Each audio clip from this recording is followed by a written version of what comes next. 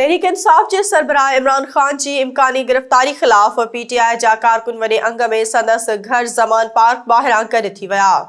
हमाद अज़हर चयो आहे त फवाद चौधरी के चोर ऐं दहशतगर्द जियां गिरफ्तार कयो वियो।